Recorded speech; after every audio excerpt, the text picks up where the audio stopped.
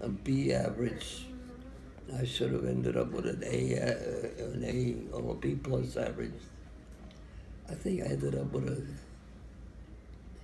just a B average. And it was brought down by the math grades. Yeah. Because all the other courses I did very well. I mean, especially social courses like history course. I told you I had the top grade in history in the New York State annual test for it. I didn't know that. Test to see if the students are on. What year was that? 1938, I guess. They still have it. What do you call it? It was the Regency exam? The Regency. Yeah. I remember my history teacher walked in after it, and he said, "You got the top history grade in the state." I said, "Really?" He said, "Yeah." But the funny one was, my economics teacher, that we had a whole course in economics, and I had to take the Regents exam in that. And when that test was over, he came walking into the room, and he had a piece of paper in his hand. He looks around. Who is Stanley Parker? Mm-hmm. I'm in his class for a whole year, and he still doesn't know me. So I raised my hand, and he looked at me and he said, "You got the second highest grade in the state in the Regents exam." I said, "Oh, really?" I was going to kid around and say, "What happened to the first grade?" But I better not. And then he says to me, "How come I don't know you?" Is this the same year that you got the highest grade in history? Could be. Maybe within a year anyway. Yeah. And he said, "How come I don't know you?" I said, I sit here and I keep my mouth shut all the time. He said, "I can see that." And so, of course, I got an A in the course. And the sad part is I don't have any proof of all those things. See, I got the top grade in both American history and in European history, and both of them very high, either top or next to the top. And I have no proof of it today. 3 courses. And those are the courses that got me through college, because without them, I would have flunked out. Math was killing me. And my English course grades were top-notch.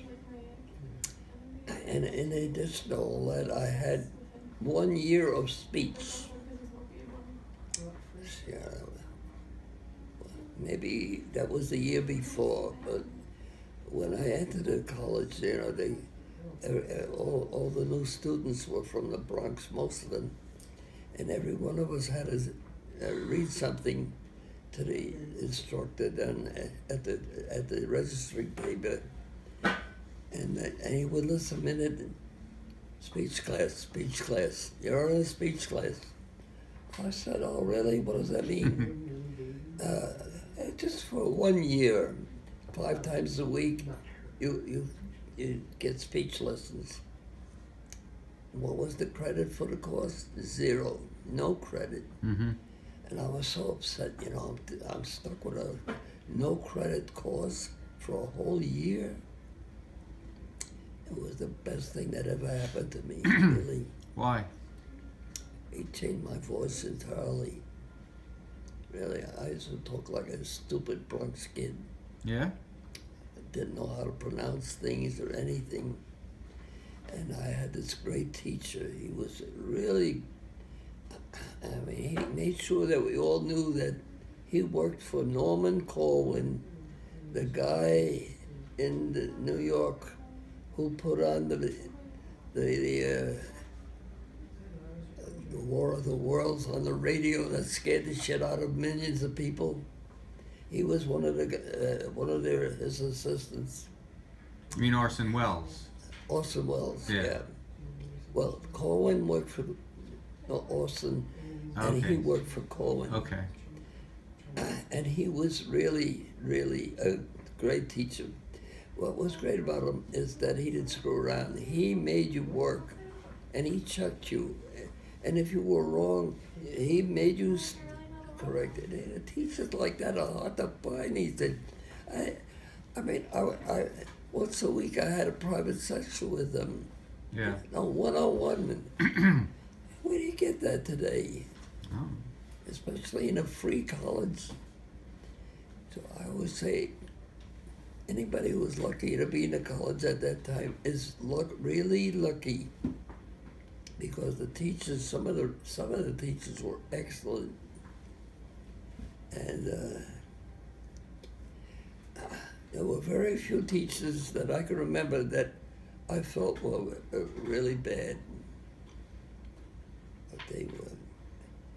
And then when I went to graduate school, I was really upset because the teachers there were no longer like the ones in college. And you probably found that out too. Where did you go to graduate school? Brooklyn Polytech. Okay. It's now called New York Polytech.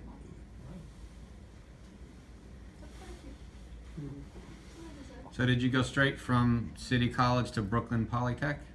How long were you at Brooklyn Polytech? 2 years. But I only took 1 or 2 courses a year. Did you actually graduate with a graduate I never- degree?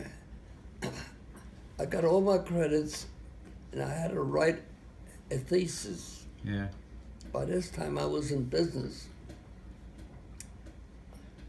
Well, before I got into business, I was still working for AT&T. So I asked the head of my department if I could have some time off and use some of the equipment to write a thesis and so on.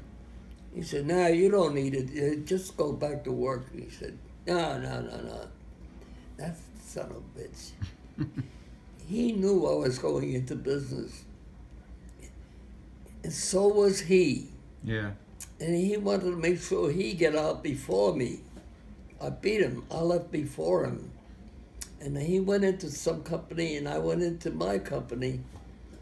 And we weren't exactly... We were both making components, you see, but he had 2 or 3 partners that joined him. I didn't have any partners except Morty Fastberg, who didn't know anything about electronics. And so we never became friends after that. So you never actually graduated from Brooklyn Polytech? Because you didn't do your thesis? I never wrote the thesis. Is it too late? Can you do it now? That's funny, but people have asked me that. I said, well, what's the business was keeping me so busy I didn't have time to breathe. I wasn't Doesn't interested. owning your own starting your own company kind of equal writing the thesis? Can they give you your degree now? It happened kind of simultaneously. I quit the I quit IT&T to go to work full-time for ESC. Uh-huh. And I was still on the list in Brooklyn Polytech that I owed them a thesis, but I never wrote it. They never asked me for it. Well, that's why they never gave you your degree. Oh, well, that's right. Never got the degree. Well, I think you should contact them and say, you started your own company. This should be as good as a thesis, and get your degree, because, I don't even have my diploma. there could be a future in it for you. I don't even have my diploma from City College. What do you mean? You didn't graduate from City College? I did, but I can't prove it. I don't have my diploma. That's probably on record somewhere. It's still hanging on the wall in the Bronx. Where in the Bronx? In your old apartment? My first wife had it. Yeah. And I wasn't going to go back to get it. Because when you left her, you just ran. I Yeah. left my clothes behind. I just walked out. I said,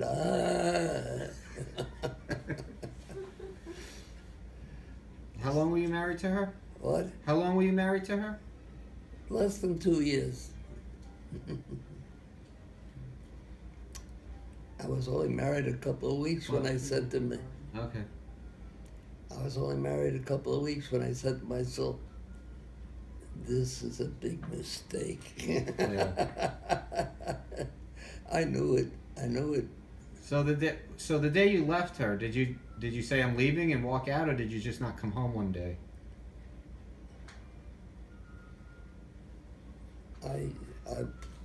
I planned on leaving her, but I didn't. You didn't tell her. Didn't dare go back and collect anything. Right. I'd run into her. She was bigger than me. She could fight me and her brother Philip, who was living with us. Yeah. She could kill the two of us simultaneously. I remember the two of us were hiding behind a bedroom door, and she wanted to open the door. We couldn't hold that door back. Why were you that she had you and her brother were hiding from her behind the door, and she was coming after you? She was mad about something. She wanted to kill both of us. I figured she could do it too. So we should be. Sounds like fun. All right, you guys will leave.